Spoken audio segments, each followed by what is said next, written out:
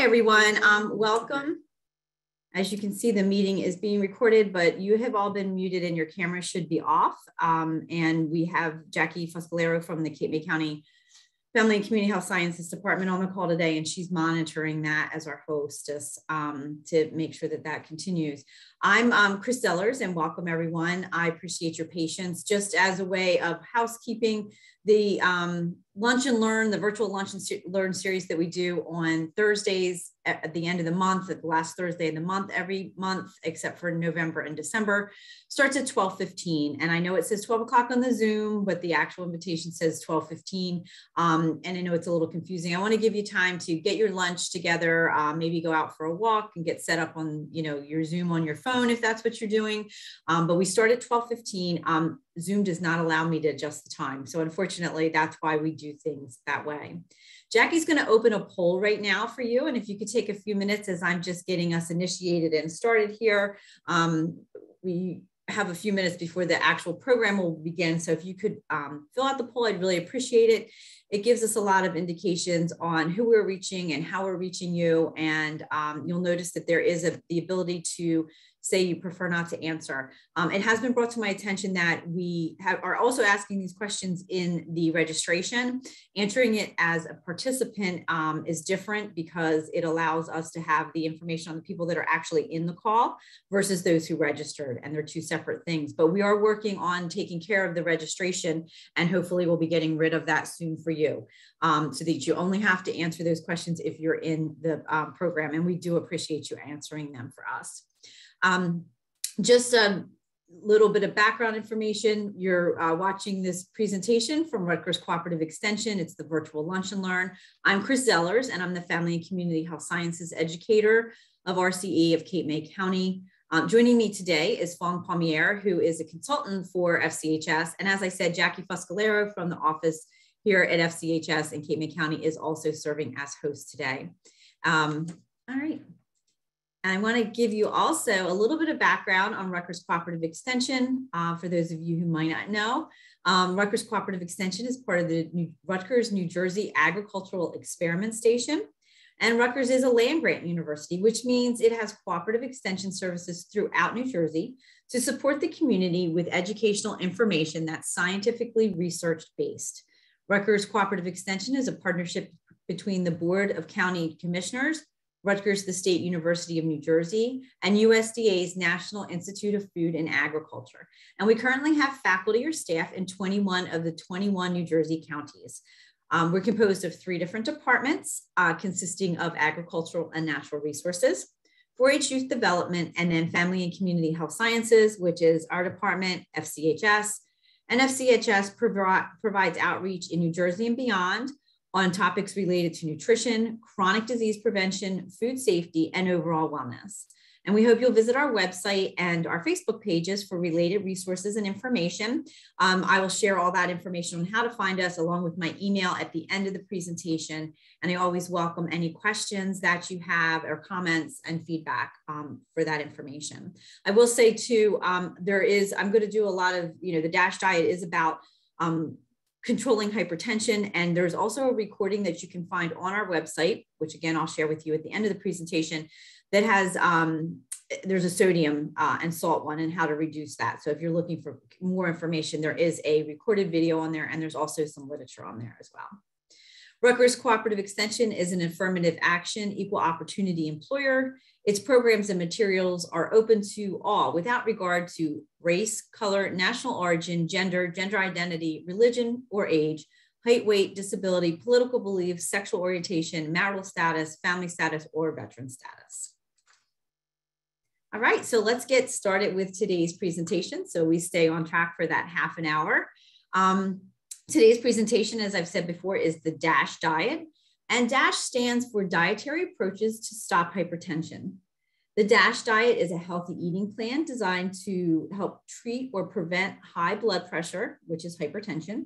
And the DASH diet includes foods that are rich in potassium, calcium, and magnesium. And these nutrients help to control blood pressure. So that's why they are important components of the DASH diet. In today's discussion, we'll have 3 objectives. We'll discuss the benefits of the DASH diet, and then we're going to investigate what the DASH diet is. And we're going to talk about tips on fitting the DASH diet into your life, which Fong will cover for us at the end, towards the end of the presentation. As I've asked in the past, and I just started doing this in the new year, there's an evaluation that really helps us to understand, again, how we're doing and how we're reaching our community. And Rutgers is big on these.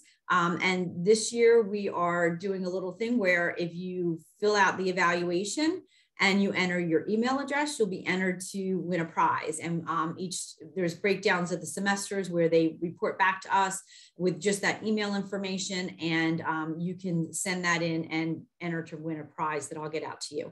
So what you can do is you can take your telephone, open your camera, hold that up to the QR code there, and it'll take you right to that information on your phone. So at the end of the presentation, it's there for you to complete.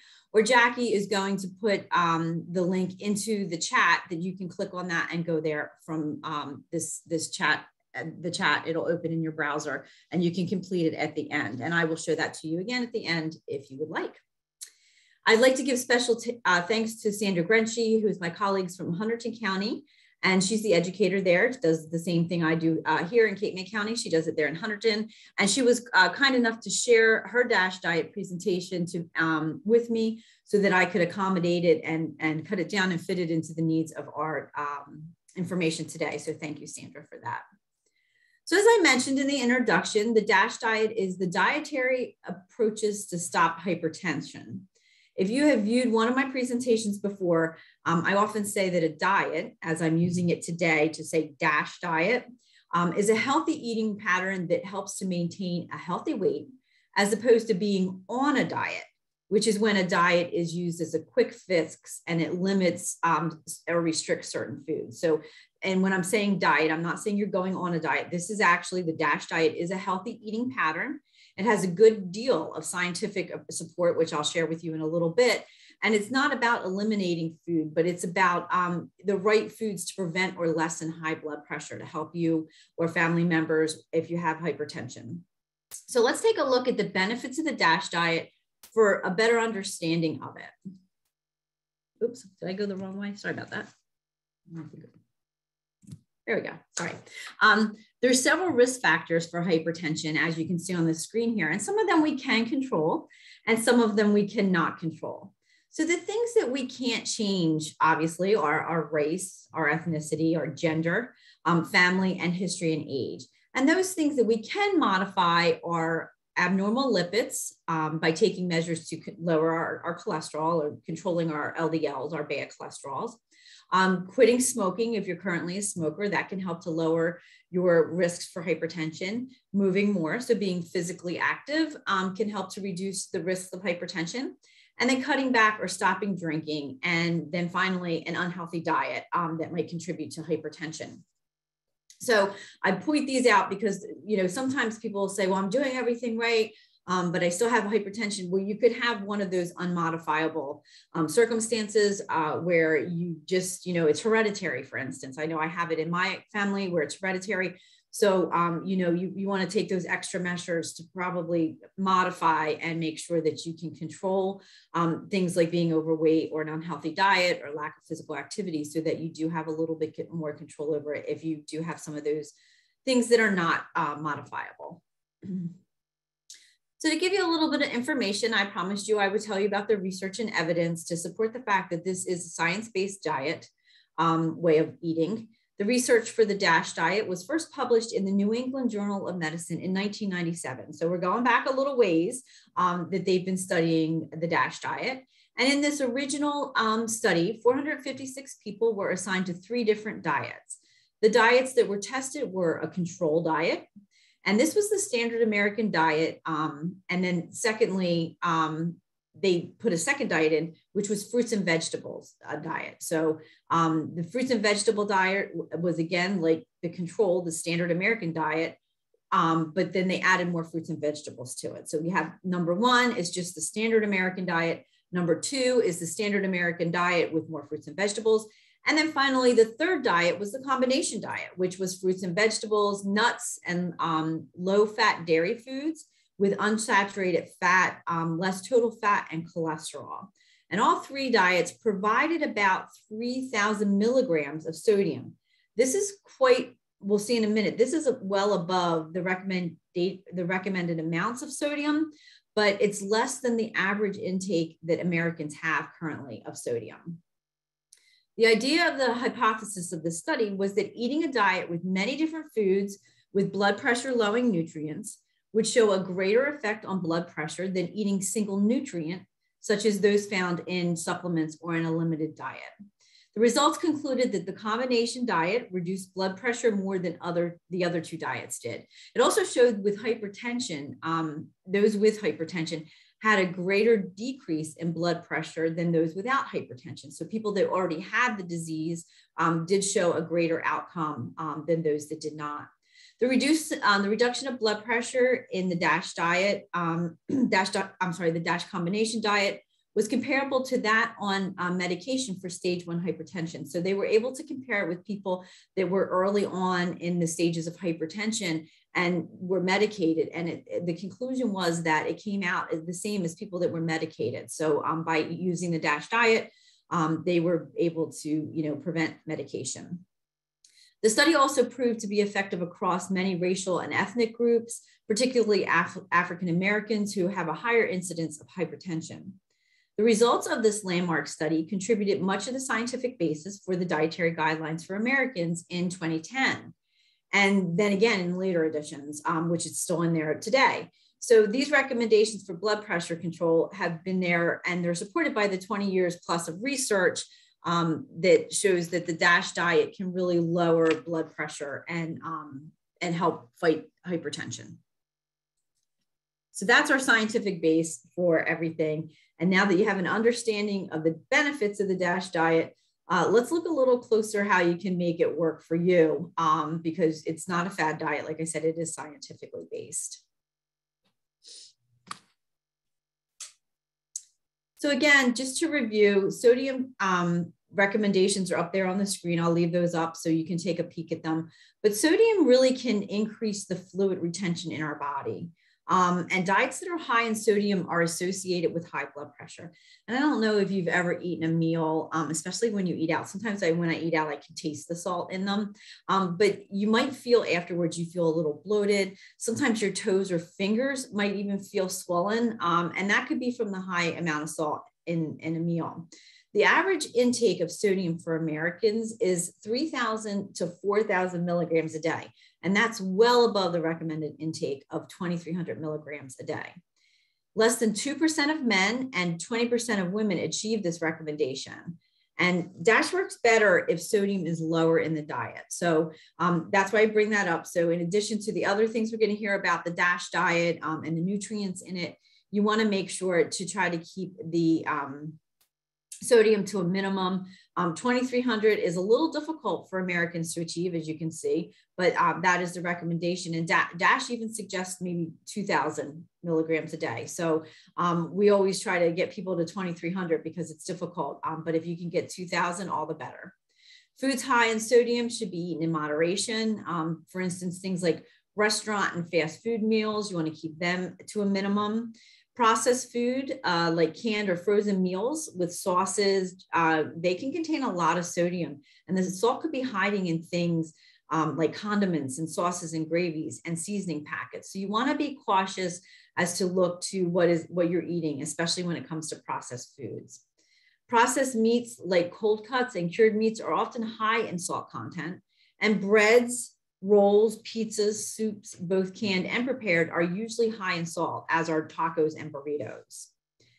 Things that might be a little more obvious to be high in sodium are things like chips, popcorn, pretzels, those salty, savory snacks, snack mixes and crackers, but also cheeses and sandwiches can be high in sodium. So it's always good to make sure, if you're trying to control your sodium, maybe balance it out by not having too many high salt things in one day, or trying to find ways that we'll talk about in a little bit, to decrease some of that salt intake. If you want to decrease the amount of chances for hypertension and reduce your blood pressure, you want to make sure to have that diet that is low in sodium, and you want to avoid eating some of these foods that I mentioned that are a little bit more high in sodium. All right, so let's talk about the basics of the DASH diet. I'm going to send out some follow-up information, as I always do, to give everyone a little bit more in-depth information. It's really difficult to give you a whole eating plan in 30 minutes, but I'm just, I'm touching on why it's a beneficial diet for people with hypertension, and then also, trying to give you an idea what the basic setup of it is. So the basics of the DASH diet are eating more whole foods like whole grains, fruits, vegetables, and low dairy. Obviously, we stated in the last slide that those processed meals, processed packaged food, they're going to be a lot higher in sodium. So by eating whole foods, by whole foods, I mean, broccoli that doesn't have anything on it, or an apple, things that are actual whole foods. Those things are a lot to make sure that you're getting less sodium in them, because they're naturally less sodium. Make sure to get adequate calcium, potassium, and magnesium. So these, as I'll mention in a minute, these are things that are important to the DASH diet, and I'll explain how in a few minutes. Foods like low-fat dairy, avocados, salmon, spinach, dark chocolate, nuts, and legumes, they're all examples of foods that are high in calcium, potassium, and magnesium. So they're good for your blood pressure, and they help to manage the blood pressure a little bit better.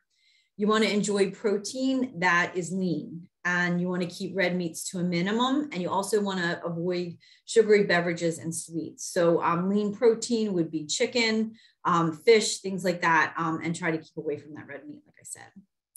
Finally, you want to make sure to eat foods that are low in saturated and trans fat, and also watch the cholesterol. And so this probably means avoiding things like butter, cakes, processed meats, fatty cuts of meats, and sweets. So they're just the basics of it. Like I said, I'll send you a little bit more information, so if you want to look through, but I'm trying to give you the pointers and the hints out of this. At this point, I'd like to turn it over to Fung Pommier, who is here, and she's going to talk a little bit about fitting the DASH diet into your day. I'm going to turn that over to you, Fung. Thank you, Chris. Hi, if you decide to try the DASH diet and not sure where to start, I have a few tips that can help you gradually transition to the new eating habit. First, never go grocery shopping when you're hungry, because that is when you're bound to give into temporary cravings. Even short-term food deprivation, such as skipping a meal or going without food for hours, can increase your desire to buy more high-calorie, salty, or sugary foods. Well, one easy solution for this is to have a healthy meal prior to shopping, like a handful of nuts and seeds or a piece of fruit. Or you can decide on a shopping list before going to the store to try to avoid buying less healthy options impulsively. Second, check out the nutrition facts label. You can choose items that are lower in sodium and salt, particularly for convenient foods and condiments. As Chris said earlier, 2,300 milligrams is the recommended amount of sodium per day. When eating foods with a when you check out nutrition facts label, you can see the amount of sodium in what you're eating. Salt is shown on the nutrition facts label as sodium, and it is in milligrams. When figuring out how much salt you are eating, look at how many milligrams is in a serving, and check to see if you are eating a serving. The packet may say 1 ounce of cheese has 176 milligrams of sodium, but if you eat 4 ounces, you actually have just consumed more than 700 milligrams. If you would like to know more about how to read food labels, I recommend checking out one of our Lunch and Learn recordings named Food Label 411. Third, choose fresh poultry, fish, and lean meats instead of cured foods such as bacon and ham. Choose whole foods that don't have sodium added. Shopping the perimeter of the store will help you Shopping the perimeter of the store will help you to shop for food that is less processed and lower in sodium. The outer parts of the grocery store are where the whole foods are located. The next step is to limit salt when cooking. Instead, consider adding flavor without adding salt. You can try flavoring with herbs and spices for both foods and drinks. When you flavor your foods with salt, you can flavor your foods with salt-free seasonings blends, fresh or dried herbs and spices, or fresh lemon or lime juice. I would like to invite you to put in the chat box to share with everybody what your favorite spices and herbs are. And the last tip is to choose salt alternatives like natural sea salt or seaweed flakes. Remember, the difference between natural sea salt and table salt is the processing. Sea salt and table salt have the same amount of sodium content, but the difference is that sea salt is less processed than table salt, and sea salt does not have iodine in it as a result. Avoid adding salt when cooking your food and taste it before adding salt to your dishes. If you prefer to have a salty taste, try incorporating vinegar into your cooking. Vinegar is sodium-free, and also balsamic vinegar is also another low sodium option. Thanks, Chris. Thank you, Fong. They were really great tips that you gave, and I appreciate that. I think all the time, I love balsamic vinegar, and when you put that on there, that was a great one that really adds flavor. I used to, with my tomatoes, I would kind of put too much salt on them, even though they have a lot of good flavor, but the balsamic vinegar is a good idea to help with that.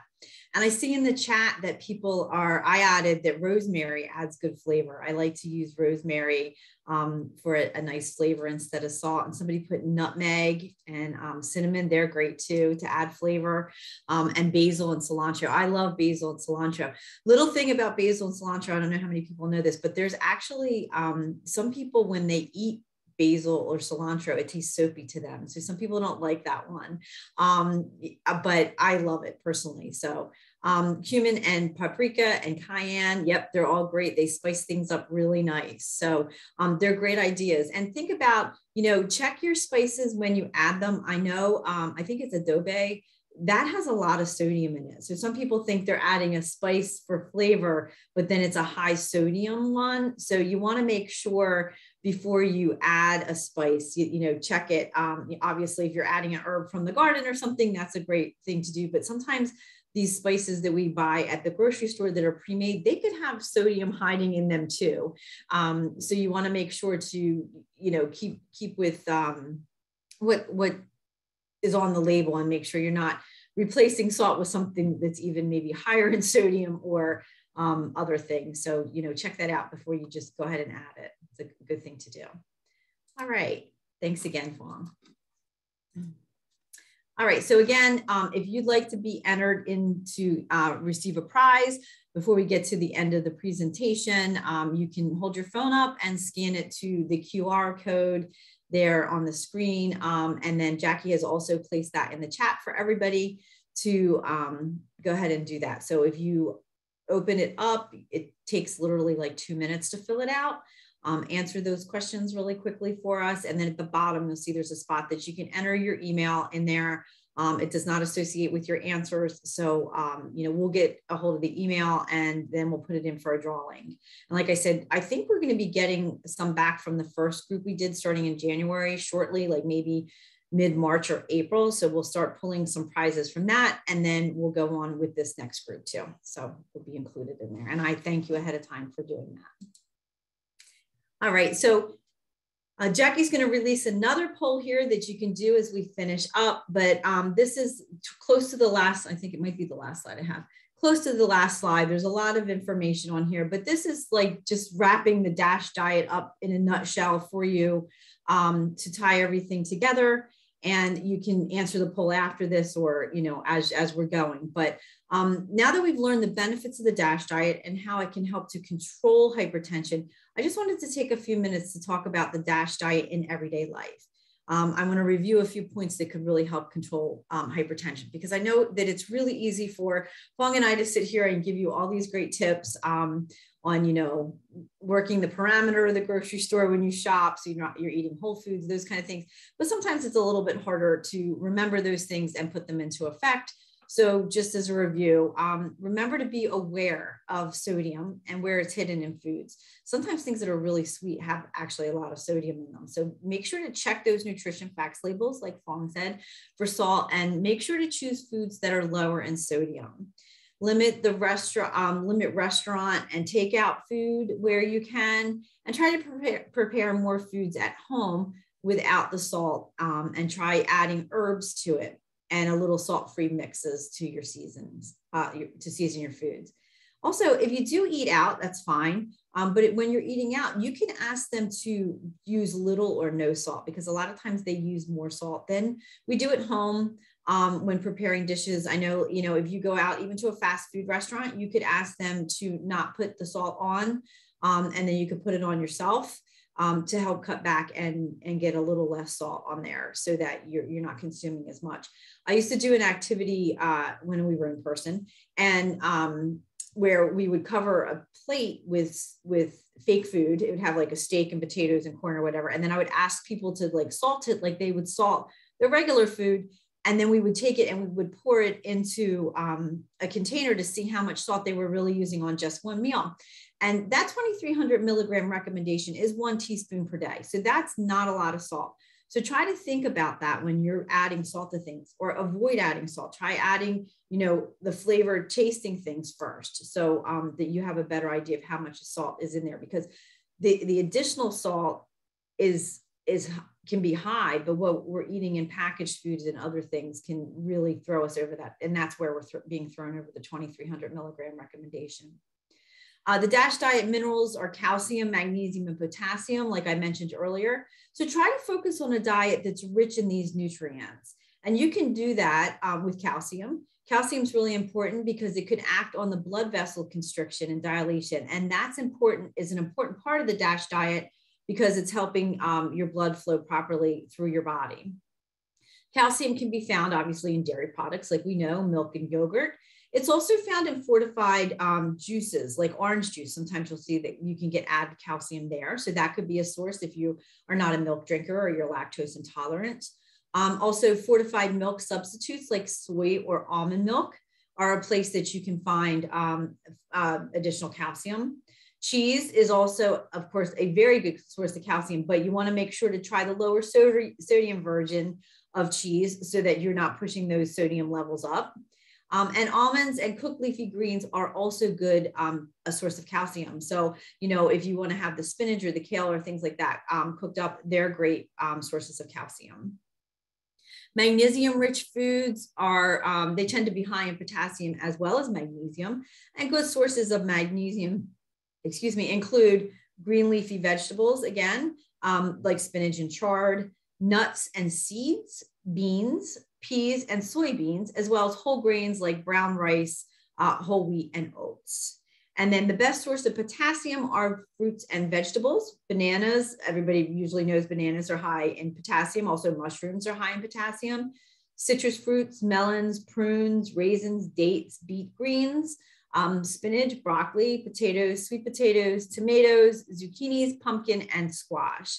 And potassium is an important part of the nutrient components for the DASH diet because it helps to lower blood pressure by moving sodium out of the body through the kidneys. So it helps to give that little push through the kidneys to help us. And since fruits and vegetables are naturally low in sodium, which I've said before, and contain varying amounts of calcium, potassium, and magnesium, it's important to increase fruit and vegetable intake to get the DASH nutrients and help the body function properly as part of the DASH diet.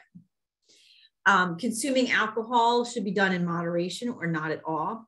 And excess amounts of alcohol can raise blood pressure. So if you do consume alcohol, you want to make sure that it's in moderation. Recommendations for consumption for women is a maximum of 1 drink per day and a maximum of 2 drinks per day for men, ladies. And a serving, so when you're thinking about a serving, so they're saying 1 drink a day for women or 2 for men, a serving size of 1 for beer would be 12 ounces. For wine, it would be 5 ounces. So you want to make sure you check your glass, because I know I have a pretty big glass that I can fit almost the whole bottle in. So just because it says glass doesn't mean, that big glass, you can drink the whole bottle. It's 5 ounces is the recommendation for that 1 a day. And then 1.5 ounces of 80 proof spirits and 1 ounce of 100 proof spirits. And then also you want to make sure that you're physically active. And the recommendations for physical activity include 150 to 300 minutes of physical activity during the week, with 2 additional days that are weight-bearing exercises. Again, the DASH diets are a really good way to help fight hypertension. If your doctor has told you that you have high blood pressure, or you might want to say to him, I heard about the DASH diet. How do you think this would be for me? And you can look further into doing it to help to, have better control over hypertension and blood pressure. And I'm sure that you all realize, if you've been at one of my presentations before, that the DASH eating plan has a lot of components of a healthy eating plan already in it. The whole foods and less processed food, and that's going to make us healthier overall. So just keep those in mind as well. Oh, I'm not turning here. There you go. These are the resources that we use for today's presentation. And then this, of course, is my contact information. You can see up at the top, which I'll put in the chat, is my email address that you're welcome to reach out to me anytime you like. And I can get things to Fong if you have questions for her as well. All right, so if anybody has any questions, I'm going to suggest that you put them in the chat now. And I want to remind you, I don't know how we're doing on the poll. I X'd out of that. But if anybody on the call has not answered the poll yet, we very much appreciate you doing that. And that's all we have. I'll put that back up. So any questions from anybody? I think, wow, we have 2 minutes left. That's pretty good. I think we started 2 minutes early. So any questions? And like I said, I will give you some follow-up information. Jackie's put the link to the evaluation in the chat if you want to grab that. And if anybody has any questions and you think of them later, you can email me.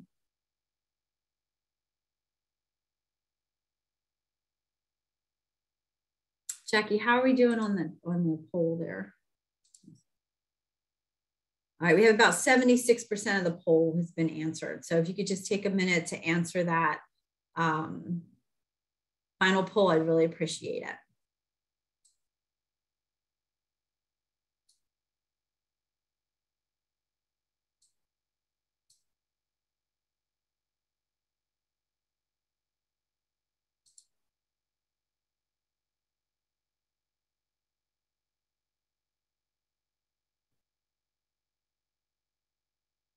All right, I don't see any questions. I see some thank you. Thank you for attending.